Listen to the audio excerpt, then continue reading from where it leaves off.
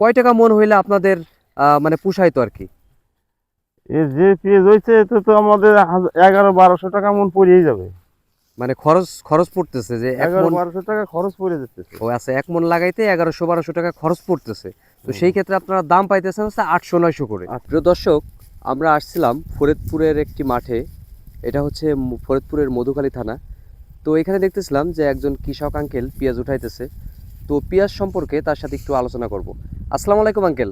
ওয়ালাইকুম আসসালাম। ভালো আছেন? জি। ও, আপনি যে পেঁয়াজটা লাগাইছেন এই পেঁয়াজটা জাতের নাম কি? লাল তীর কিং।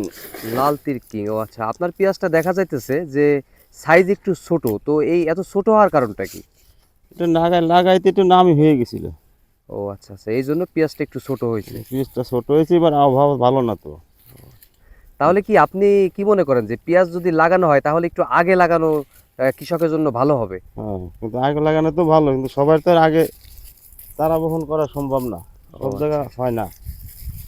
তো আপনি এখানে কতটুক পেঁয়াজ লাগাইছেন? 76-77%। 76%। তো 76% পেঁয়াজ লাগাইতে আপনার কত টাকার মতো খরচ হয়েছে? 70-72 হাজার। 70-72 হাজার। ও আচ্ছা, বর্তমান পেঁয়াজের মন কত আপনাদের ফরিদপুরে? এই জায়গা যে ফিজ হয়েছে কত 800-900 এরকম হবে। ও আচ্ছা, তাহলে তো আপনার এখানে লস দেখা যাচ্ছে পেঁয়াজ এবার। অনেক লস হবে।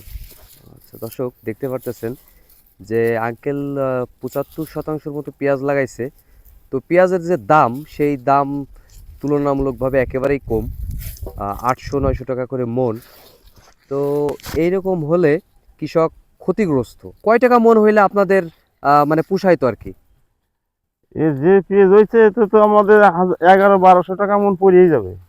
মানে খরচ খরচ পড়তেছে যে এক এগারো মন। বারোশো টাকা খরচ পড়ে যেতেছে। ও আচ্ছা, এক মন লাগাইতে 1100-1200 টাকা খরচ পড়তেছে। তো হুম। সেই ক্ষেত্রে আপনারা দাম পাইতেছেন হচ্ছে 800-900 করে। 800-900 করে। ও আচ্ছা দর্শক, দেখতে পারতেছেন যে ফরিদপুরের মাঠে প্রচুর পেঁয়াজ রোপণ করা হয়েছে। তো তুলনামূলকভাবে কৃষক ক্ষতিগ্রস্ত, তো সেইভাবে দামটা পাচ্ছেন না। তো নিয়মিত পেঁয়াজের ভিডিও পেতে এবং কৃষি সম্পর্কিত যাবতীয় ভিডিও পেতে আমাদের পেজটিকে ফলো দিয়ে রাখবেন। ধন্যবাদ।